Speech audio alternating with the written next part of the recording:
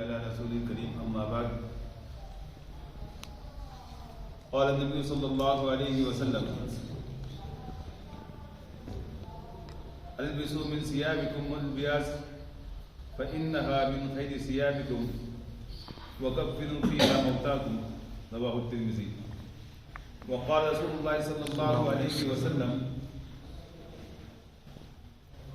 يغسل بماء وسدر وكفنوه في ثوبه ولا تحنثوه ولا تحملوا رأسه فإنه يأتي يوم القيامة متلبيا متفق علیہ. اللہ رب العالمین کا شکر و احسان ہے جس نے ہم اور آپ کو یہاں جمع ہونے کی توفیق دی.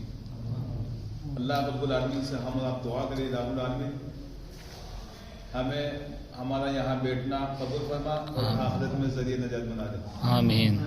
عزیز ساتھیوں، جیسا کہ ہمارا سلسلہ شروع کیا گیا تھا کہ نوجوانوں کی تربیت اور اصلاح کی جائے، اس میں سب سے پہلی چیز یہ تھی کہ ہم مسلمان ہیں اور 5 وقت کی نماز پڑھتے ہیں، لیکن ہمیں طہارت اور پاکیزگی کا طریقہ صحیح طریقے سے معلوم نہیں.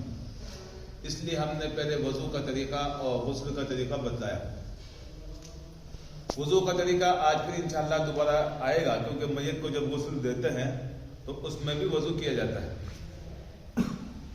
غسل کا جو طریقہ تھا کہ انسان جب ناپاک ہو جائے یا جمعہ کا دن ہو اسے غسل کرنا چاہیے. تو آیا وہ غسل جنابت یا عام غسل کس طریقے سے کرے گا، کیسے اس کی پاکی اور صفائی ہوگی، اس تعلق سے آپ کو بیان کیا گیا تھا کہ غسل کے اندر کن کن چیزوں کا خیال رکھنا ضروری ہے اور کن کن چیزوں سے غسل واجب ہو جاتا ہے، لازم ہو جاتا ہے. تو آج ہم آپ کو میت کے غسل کا طریقہ بتلائیں گے کہ میت کو غسل کس طریقے سے دیا جاتا ہے، کیونکہ ہم میں سے ہر آدمی کو مرنا ہے اور کچھ پہلے مر جاتے ہیں، کچھ بعد میں مرتے ہیں. ایک ایک کا نمبر آتا جاتا ہے. تو جیسے جیسے نمبر آتا ہے اللہ کی طرف سے فَإِذَا جَاءَ أَجْلُ لَا يَسْتَأْخِرُونَ سَاعَةً وَلَا يَسْتَقْدِمُونَ. اللہ رب العالمین قرآن مجید کے اندر فرماتا ہے کہ جب کسی کے موت کا وقت آ جاتا ہے تو 1 سیکنڈ اور 1 پل نہ آگے ہوتا ہے نہ پیچھے ہوتا ہے. جو وقت مقرر ہے اسی پر موت آئے گی.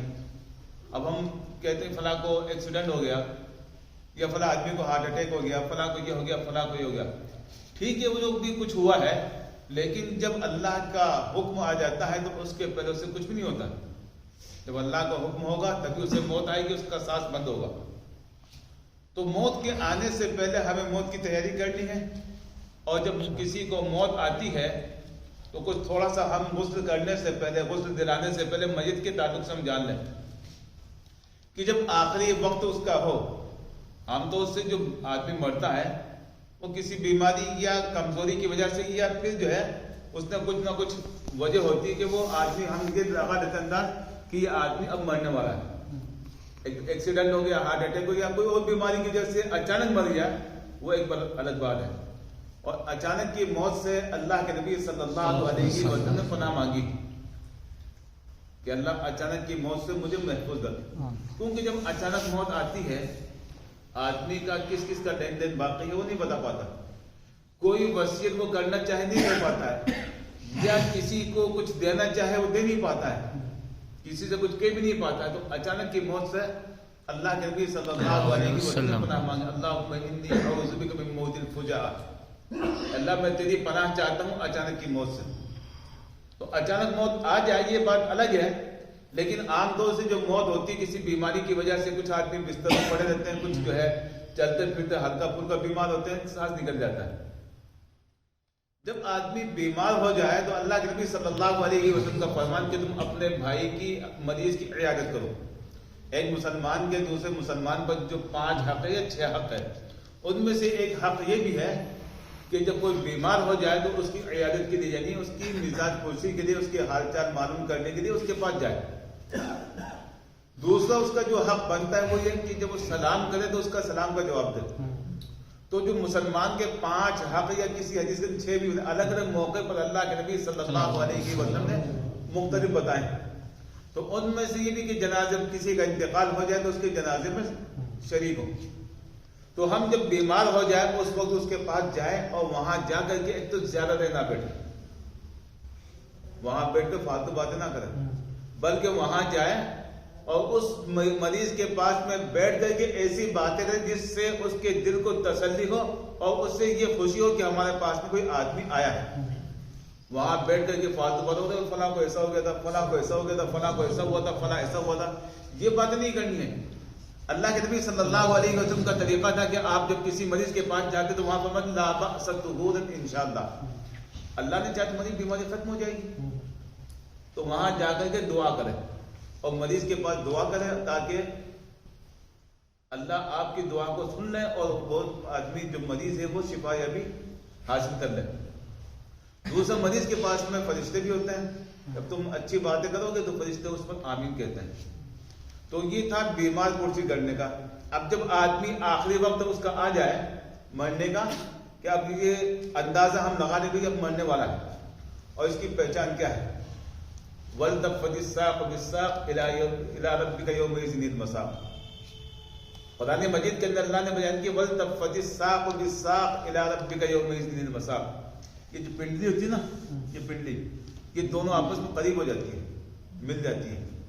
آدمی کا پاؤں جب سیدھا رہتا ہے نا, کہتے ہیں اس کی پاؤں کی جانب سے جان نکلی ہے. عام طور سے ہم بولتے نہیں بولتا کہ یہ پاؤں کی جانب سے اس کی جان صرف جو دل میں دھڑکن تھی, باقی نیچے کا حصہ پہلے اس کا ختم ہو گیا تھا. بولتے نہیں بولتے. تو قرآن کی طرف تفت الساق بالساق الى ربك يومئذ المساق, اس کی جو پنڈلی ہے یہ مل جاتی ہے. دوسری اس کی جو کان کی لو ہے وہ ٹیڑھی ہو جائے گی, جیسے یہ سیدھی ہے نا, سیدھی ہے, دیکھو نا اپنی, دیکھو اپنا ہاتھ لگا کے دیکھو, یہ سیدھی ہے تو یہ ترچھی ہو جائے گی, ٹیڑھی ہو جائے گی. ناک کا جو بانس ہے, یہ ناک کے پیچھے جو نرم ہڈی یہ بھی تھوڑی ترچھی ہو جائے گی. تو جب یہ ایسے حالات سامنے ہو تو سمجھ جاؤ کہ اس آدمی کا اب آخری وقت آ چکا, کبھی بھی اس کا دم آخر ہو جائے. یہ پہچان ہے مریض کے آخری ایام کی, اسے کہتے ہیں سکرات الموت, یعنی موت کی گھڑی. اور یہ ایسی وقت ہوتا ہے کہ اس کے اندر آدمی پریشان ہوتا ہے, اور اچھے اچھے لوگ جتنا اللہ سے زیادہ ڈرنے والا متقی ہوگا اس کو زیادہ پریشانی ہوتی ہے. اللہ کے نبی صلی اللہ علیہ وسلم کو بھی آخری وقت میں پریشانی ہوئی. آپ بار بار بخار کی شدت تھی, پانی دیتے تھے, پانی ڈالتے تھے, پھر پانی منگواتے پھر ڈالتے تھے. تو غالباً حضرت فاطمہ رضی اللہ تعالیٰ عنہ کہتی کہ میں یہ سمجھتی تھی کہ کسی برے آدمی پر یہ مصیبتیں, یہ پریشانی آتی جس کی وجہ سے اس کا دم آسانی سے نہیں نکلتا ہے. لیکن جب میں نے اللہ کے نبی صلی اللہ علیہ وسلم کو دیکھا کہ آپ کی جب وفات ہوئی تو آپ آخری ایام کے اندر, آخری وقت کے اندر پریشانی اور اضطراری حالت میں تھے, تو پھر یہ سمجھے کہ ہاں جو پریشانی آتی ہے اللہ کی طرف سے آتی ہے, اور جو اللہ سے زیادہ ڈرنے والا ہو اس کا زیادہ امتحان لیا جاتا ہے کہ آیا ایسے وقت کے اندر یہ آدمی صبر کرتا ہے یا نہیں کرتا ہے.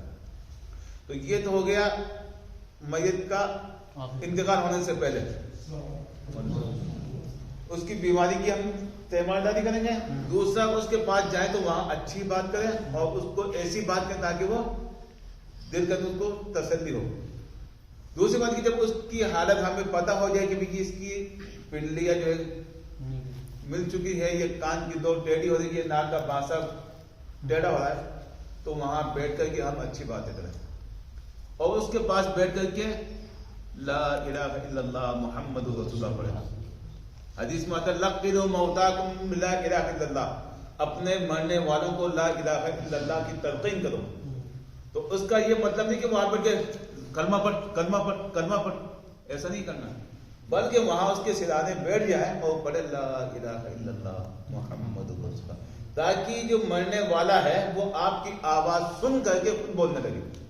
اسے حکم نہیں دینا ہے, کیونکہ ہو سکتا ہے وہ پریشانی کے اندر ہے, مصیبت کے اندر ہے, دماغ اس کا ٹھکانا نہیں ہوتا ہے, پریشانی کی وجہ سے وہ نہیں پڑھتا ہوں. تو وہاں جو ہے ہمیں بیٹھ کر کے لا الہ الا اللہ محمد رسول اللہ, اس کے پاس بیٹھ کے پڑھنا ہے, وہاں سے کہنا نہیں ہے. جب اس کا انتقال ہو جائے تو آنکھیں جو ہے, اللہ کے نبی صلی اللہ علیہ وسلم کا فرمان, جب انسان مر جاتا ہے تو فَتَّبِعُهُ الْبَصَرُ, جب آدمی کی روح قبض کر دی جاتی ہے اس کی آنکھیں جو اس کا پیچھا کرتی ہے, یعنی فرشتے جو آتے ہیں وہ نکالنے کے لیے وہ لے کے جب جاتے تو آپ اس کا پیچھا کرتی ہے، اور آدمی کیا کہ ایسے ٹک ٹک کی بات میں دیکھتے وہ اس حساب سے کھلی رہ جاتی ہے۔ حضرت اللہ کے نبی صلی اللہ علیہ وسلم میں انتقال ہو گیا تھا غالباً حضرت زید کا یا حضرت ایک صحابی کا انتقال ہو گیا تھا۔ اللہ کے نبی صلی اللہ علیہ وسلم وہاں گئے، اس کی آنکھیں کھلی ہوئی تھی، اب صلی اللہ علیہ وسلم اس کی آنکھوں کو بند کر دیا، اس کے گھر والے رونے لگے، تو اللہ کے نبی نے فرمایا کہ جب آدمی مر جاتا ہے تو اس کی آنکھیں جو پیچھا کرتی ہیں، وہ گھر والے رونے لگے، تو اللہ کے نبی صلی اللہ علیہ وسلم نے فرمایا کہ جب کسی کا انتقال وہاں بیٹھ کے تم رو مت، بلکہ اچھی باتیں کہو، فَإِنَّ الْمَلَائِكَةَ يُؤْمِنُونَ عَلَى مَا تَقُولُونَ، اس لیے کہ فرشتے تم جو بات کہتے ہو اس پر آمین کہتے ہیں۔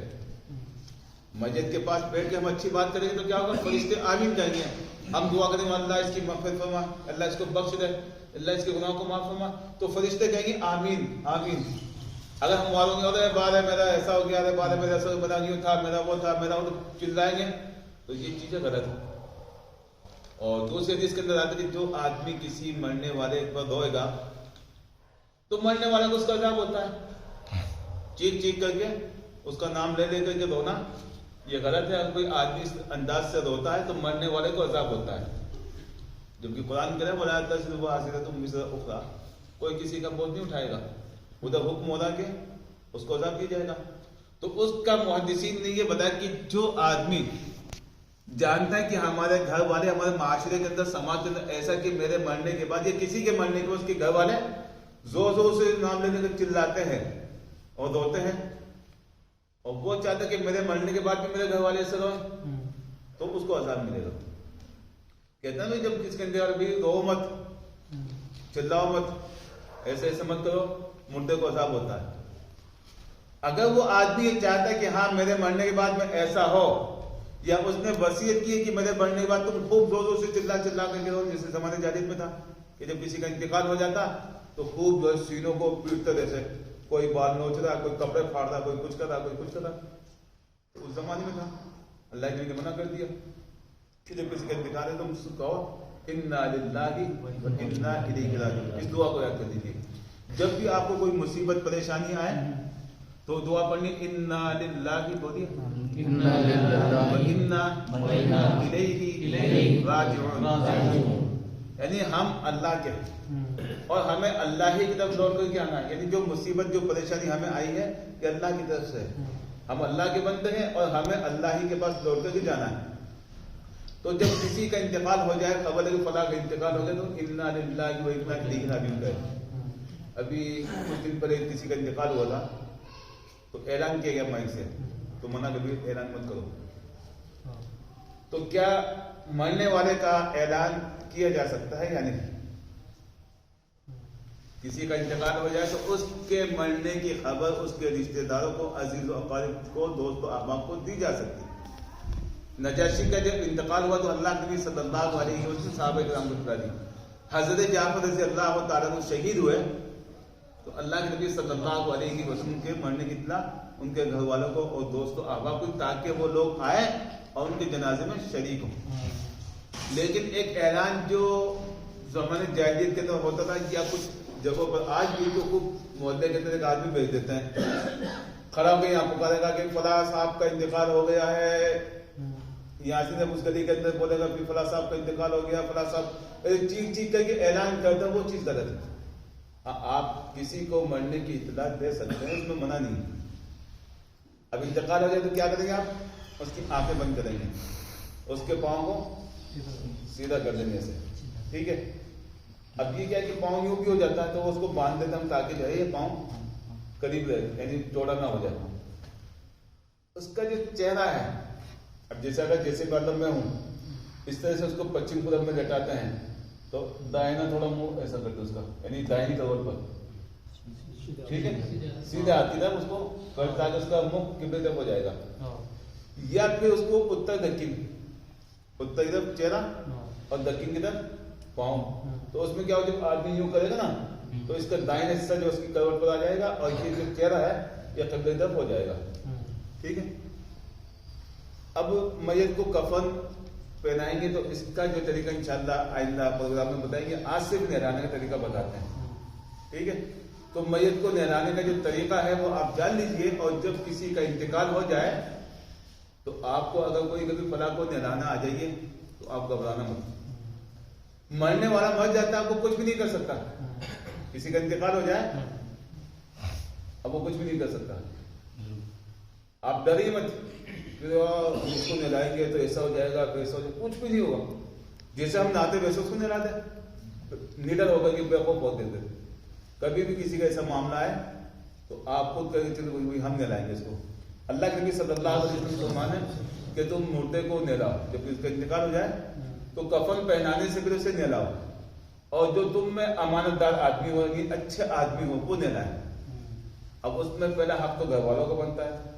अगर घर वाले तैयार है, मौजूद है, तो वो आपको नहलाए। अगर वो नहीं है तो दूसरा आदमी उसको नहला सकता है।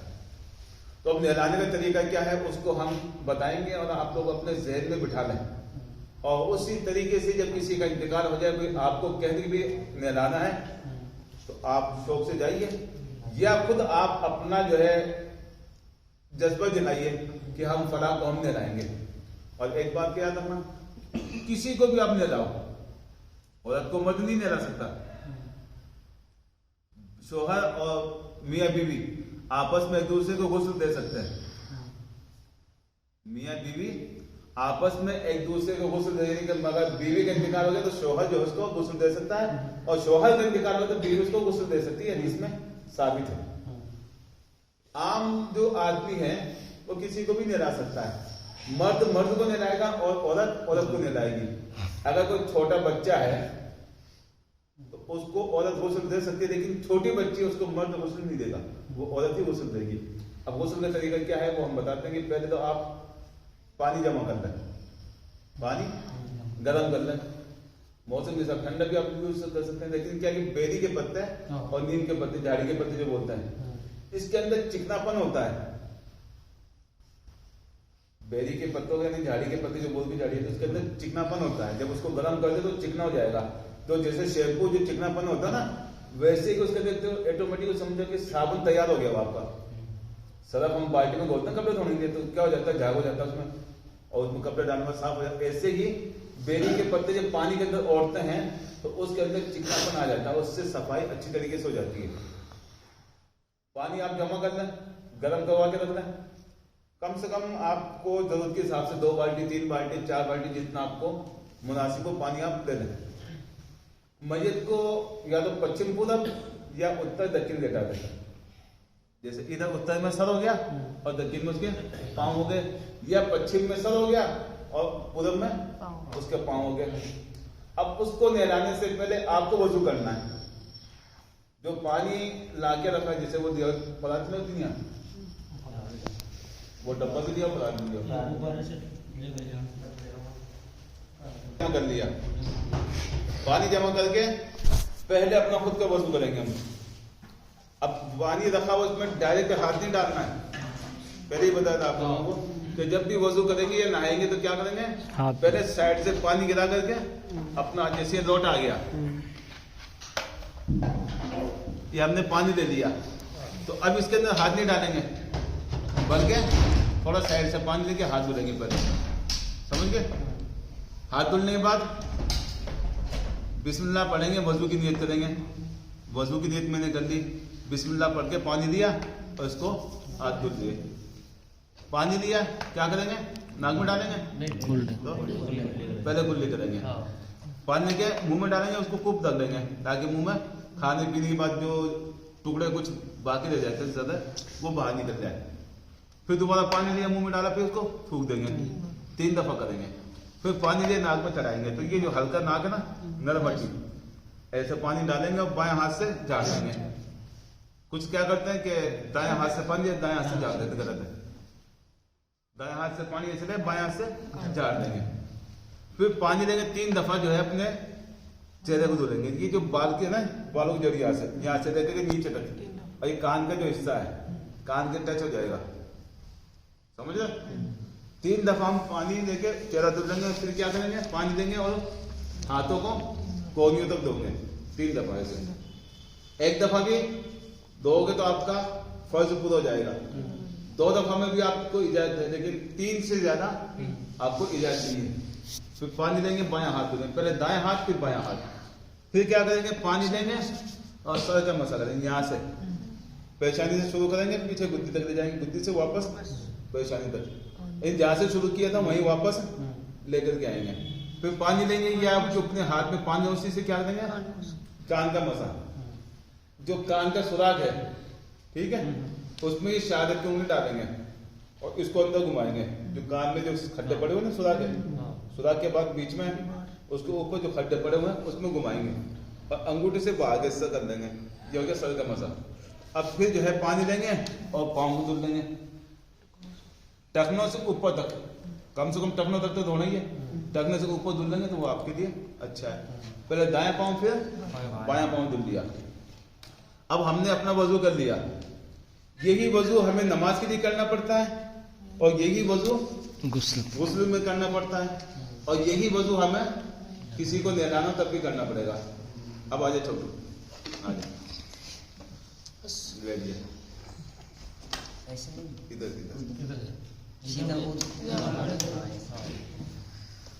अब एक तरह थोड़ा जैसे हमने इसको मैयत को ऐसे लटा दिया, मैयत नहीं लेकिन एक मिसाल को बता रहा हूं, ठीक है। अब इसके क्या करना है, ये जो हिस्सा नाप से लेकर घुटनों तक, ये हिस्सा क्या होता है, सतर में आता है, यानी पर्दे में। मर्द का नाप से लेकर ये घुटनों तक ये पर्दे में आता है और औरत का सर से लेकर पूरा जो है पर्दे में आता है। तो यहाँ से यहाँ तक हम इसका खोल के नहीं देख सकते हैं। अब कपड़े पहने हुआ है तो अब कपड़े तो निकालने क्यों, मुर्दा अकड़ जाता है। जब नसें जो है ना इंसान की, ये खून इसमें दौड़ता है और जब खून बंद हो जाता है जम जाता है और जम जाता है फिर क्या होता है वो, अब उसको आप ऐसे हाथ मुड़े नहीं मुड़ेगा, वो ऐसे ही तो हो जाएगा लेकिन मुड़ नहीं पाएगा मरने के बाद में, तो एकदम सीधा हो गया।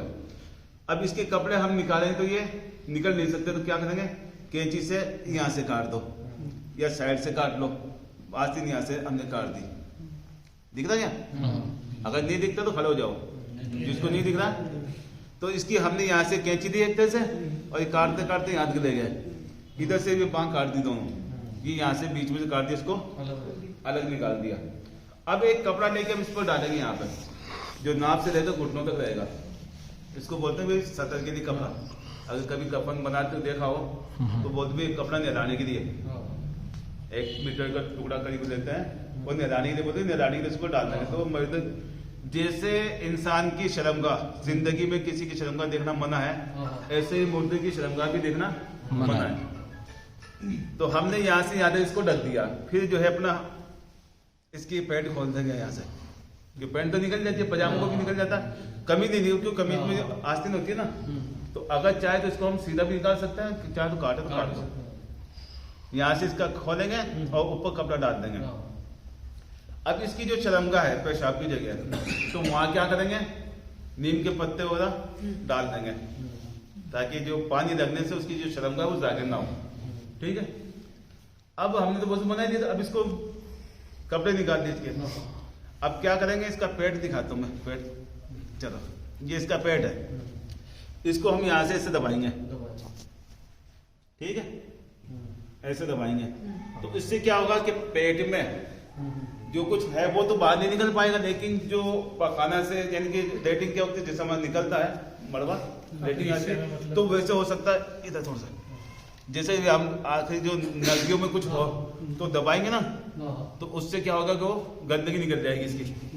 अब हमें क्या करना है, हाथ में कपड़े की थैली पहननी है, ये हैंड ग्लव्स आजकल आ रहे हैं वो यूज करते हैं, तो उसको एक आदमी ऐसे पकड़ेगा, ठीक है। अब इसकी जो गंदगी है वो क्या है, साफ करनी है।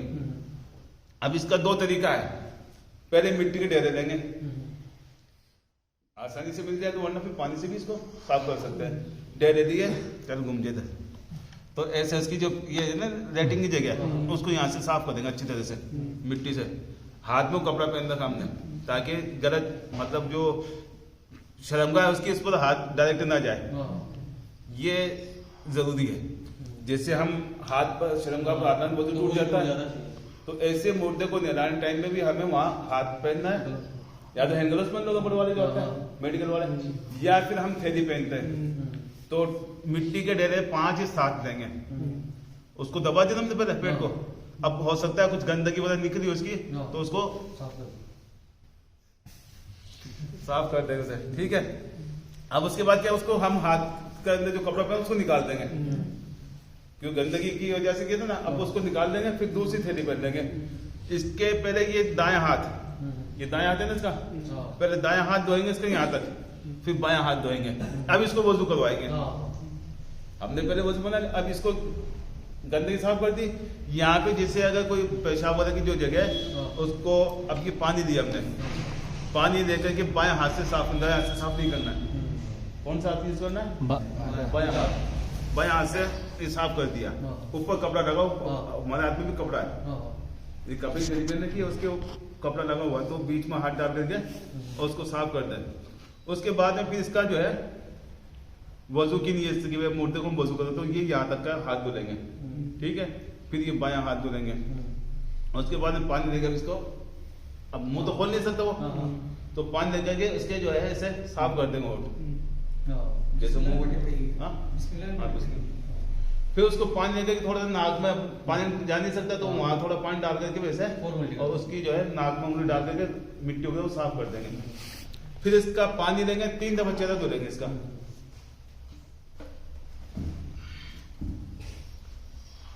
اب یہ ہے پانی دیا اس کا ایسے، تو یہ جو ہے نا اس کے کان کی جیسے وضو بناتے ہیں ویسے پورا دھلیں گے اس کو 3 دفعہ. پھر اس کا پانی لے کر کے یہاں تک جو ہے، اگر کسی کی میرے والے طرح داڑھی ہو تو ایسے بھی کرنا اس کو ایسے، تاکہ پانی جڑوں تک پہنچ جائے. پھر اس کا یہ ہاتھ لے کر کے یہاں تک دھو لیں گے. پھر اس کے بعد میں یہ ہاتھ، اب ایک آدمی پانی گراتا رہے گا اور ایک آدمی دھوتا رہے گا. پھر اس کے بعد سر کا مسا کریں گے، تو اس کو ایک آدمی تھوڑا ناک کو ایسے کر دے گا، تاکہ کہ مردہ تو اٹھا نہیں پائیں گے، تو اٹھانا ہے تو اس کو یہاں سے شروع کریں گے، پیچھے لے جائیں گے، پیچھے سے واپس یہاں آئیں گے. پھر پانی لے کے اس کے کان میں مسا کر دیں گے. پھر اس کے بعد اس کے پاؤں دھو دیں گے. یہ ہوگا اس کا وضو. اب پانی لے کر کے پہلے سر میں پانی ڈالیں گے، سر پر اچھی طرح پانی، پھر بعد اس کے دائیں جانب ڈالیں گے، دائیں طرف. یہ دائیں طرف ہو گیا نا اس کا، یہ دائیں طرف ڈالیں گے پانی، نیچے تک لے جائیں گے. پھر پانی لیں گے، ڈالتے ڈالتے اس کو تھوڑا تھوڑا رگڑتے رگڑتے پیچھے تک لے جائیں گے. اب ہم نے دیکھا کہ بھی اوپر سے تو پورا اس کو دھو دیا، ہو سکتا ہے نیچے کچھ مطلب سوکھا دے جائے، کیونکہ جیسے مرد کو زندے کو کیونکہ بال برابر بھی جگہ سوکھی نہیں دینی چاہیے، تو ایسے مردے کے اندر بھی ہمیں خیال رکھنا ہے. تو اس کو کیا کریں گے کہ پہلے تھوڑا سا اس کو دائیں طرف کر دیں گے ایسے. 2 آدمی رہیں گے جیسے، تو ایک آدمی یہاں سے پکڑے، ایک آدمی یہاں سے پکڑے، اور پانی دے کر کے ہم اس کو پورا دھو دیں گے. پھر اس کو پھر اس کو پکڑ کے اس سائڈ، ہاں تھوڑا ہو گیا، یہ ایسا ہو گیا نا. اب اس حالت میں مردے کے ادھر لٹک سکتا ہے، تو یہاں سے پکڑیں گے اور یہاں سے پکڑیں گے، ٹھیک ہے، تاکہ وہ نہیں ہو. اور اب یہ تو اکڑ جائے گا نا، یہ تو ابھی نرم اکڑ جاتا مردہ. پھر پانی لے کر کے اس کو یہاں سے پورا دھو دیں گے. پھر اس کے بعد ہم اب سیدھا کر لیں گے اس کو. یہ تو ایک دفعہ ہو گیا. اب جو جھاڑی کے پتے ہیں یا نیم کے پتے اٹھا رکھے اسی پانی سے دوبارہ اس کو غسل دے دیں گے. ویسے دوبارہ وضو نہیں کریں گے دوبارہ، بس پانی دیں گے، سر پہ ڈال دیں گے، سیدھی طرف پھر سیدھی طرف، دائیں پھر بائیں طرف، پھر تھوڑا کور لے لیں گے تاکہ جو نیچے کا حصہ ہے نا وہ خشک نہ رہے. یہ نہلانے کے بعد میں 2 دفعہ ہو گیا.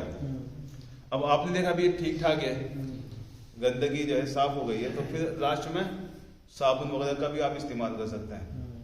تیسرے دفعہ میں کیا، صابن لیا اور لگایا، پورے میں لگا دو اوپر نیچے گھوم رہا، یہ پورے میں صابن لگا دیا ہم نے، ٹھیک ہے. پھر پانی لیں گے اور پہلے سر پہ پانی ڈالیں گے، پورا جو سر دھو دیں گے. پھر اس کے بعد میں دائیں طرف سے، پھر بائیں طرف سے. پھر جب دیکھا کہ بھی صابن پورا نکل گیا، اب نیچے ہو سکتا ہے کمر میں چپکا رہ گیا، تو پانی لیں گے اور ادھر سے پورا پہلے دائیں طرف کا اٹھا لیں گے، پھر بائیں طرف کا. پہلے ادھر دائیں طرف کو اٹھائیں گے، پھر بائیں طرف کا اٹھا کر کے اور اس کو جو پانی ڈالیں گے. جب دیکھ لیں 3 دفعہ ہو گیا، تو जो ये हिस्सा है ये थोड़ा सा उठा हुआ होना चाहिए जब पानी ताकि पानी नीचे पे जाए। अच्छा। अपना जैसे सामने पाटा रखा हुआ है तो वो बराबर है, तो ईंट लगा देते नीचे ताकि थोड़ा सा हल्का सा टेपर हो जाए ताकि पानी नीचे डल जाए। अच्छा, कई जगह क्या करते जैसे पाटा ना, इसमें जैसे अपने टेबल है उस टाइप में बना रखा है, उसमें पाइप लगा देते हैं वॉश बेसिन की तरह, जो पानी किनारे पर रहेगा, जैसे यहाँ पे उड़न लगा दिया खड़े होने के देने के लिए वो खड़ा होकर देते हैं उसमें, तो जो पाइप रहेगा पाइप नीचे पानी से निकल जाएगा उससे। अच्छा, कुछ लोग कहते हैं भाई मुर्दे को नहला दो, उसका पानी वाले फेरना नहीं चाहिए, जमा करना चाहिए, ये तो सीखो वो नहीं, गलत है। तो मैयत का जैसे आम हम गुस्ल करते वैसे इसको गुस्ल करवा दिया, पानी बह गया, खत्म। तो 3 दफा भी अगर हमने गुस्ल दिया, जब देखा भी इसकी अभी थोड़ा मेल वेल कुछ बाकी है, साफ नहीं हुआ है, तो 3 दफा में, नहीं तो फिर 5 दफा देना पड़ेगा। कितनी दफा? 5। या तो 1 दफा तो हो नहीं पाएगा पूरा, क्यों? और पानी की कमी तो वहाँ 1 दफा में पूरा करना पड़ेगा, और जहाँ में पानी खूब मिल जाता है वहाँ 3 दफा, और 3 से ज्यादा हो तो फिर 5 दफा। 4 दफा नहीं करेंगे, 2 दफा नहीं करेंगे, यानी ऐसी रहेंगे जिसमें जोड़ा ना हो, 1 3 5 या 7। अल्लाह के नबी सल्लल्लाहु अलैहि वसल्लम की बेटी का जब इंतकाल हुआ तो अल्लाह के नबी ने बोला कि इसको नहलाओ, और इसको 3 दफा या 5 दफा नहलाओ, ठीक है। और अगर मैयत औरत है तो उसको क्या करेंगे, उसके बाल की जो चोटी है ना वो खोल देंगे नहलाने टाइम में, ताकि बाल जो है एक भी सूखा नहीं रहे। जब नहलाने के बाद में थोड़ी देर इसको वहां लटा के रखते हैं ताकि पानी जड़ जाए, तो अब उसका धीरे धीरे पानी जड़े, फिर क्या करेंगे वापस इसको ऐसे करके और इसकी चोटी जैसे बनाते ना वैसे चोटी बना के पीछे वापस डाल देंगे। ये ध्यान रखना, ये जो कपड़ा आपने डाला ये हटना नहीं चाहिए, नाप से लेकर के पेट के नाप, समझते हैं बीच का नाप, ये नाप यहाँ पे इसकी यहाँ से यहाँ तक ये कपड़ा जो इसका हटना नहीं चाहिए। जैसे वो टेढ़ा करते हैं, हाँ तो कपड़ा बड़ा लेंगे तो उसको थोड़ा इधर कर देंगे, इधर पीछे आना चाहिए, पीछे भी आना चाहिए। तुम्हारी तो अलग गीला हो जाए, कोई मुश्किल नहीं टक्कर है। देखो उसमें क्या होता है, कपड़ा रहता है करीबन 1 मीटर का, 1 मीटर से भी कोई ज्यादा भी दे देता है, जैसे रुमाल है ना हमारा इस हिसाब से रहता है। तो उसको हम क्या करेंगे कि यहाँ कपड़े पर ऐसे डाल दिए, इसके हाथ बाहर निकाल लिए, निकाल लेना, ये यहाँ तक रहेगा। अब इसको करवट दिलाएंगे तो ये कपड़ा इधर आ गया ना, अब उधर ले थोड़ा, अब इधर लेंगे तो इधर ये इसका कपड़ा रहेगा। अब जब नहलाने टाइम में देखिए भाई जब आगे पीछे कर दें तो ध्यान कि इसको कपड़े को, इसकी जो शर्मगाह है यहाँ से लेकर यहाँ तक ये नहीं खुला, ठीक है। अब जब इसको नहला दिया हमने, ठीक है, ले चलो, नहीं अभी तो कपड़े बनाएंगे ना, अभी कपड़े बनाएंगे। कपड़े कैसे बनाएंगे, कपड़े कैसे काटेंगे, ये भी एक मसला है। कई जगह में क्या होता है, दर्जी के पास भाई इसका कफन बना के लेके आओ, क्या करते हैं, दर्जी के पास भेज देते हैं।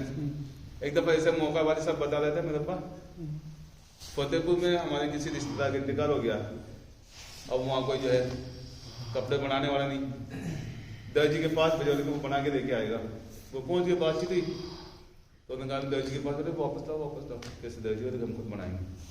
फिर वो लेकर के आए और फिर उसका उन्होंने कपड़े बनाए। अब मर्द के लिए 3 कपड़े होंगे और औरत के लिए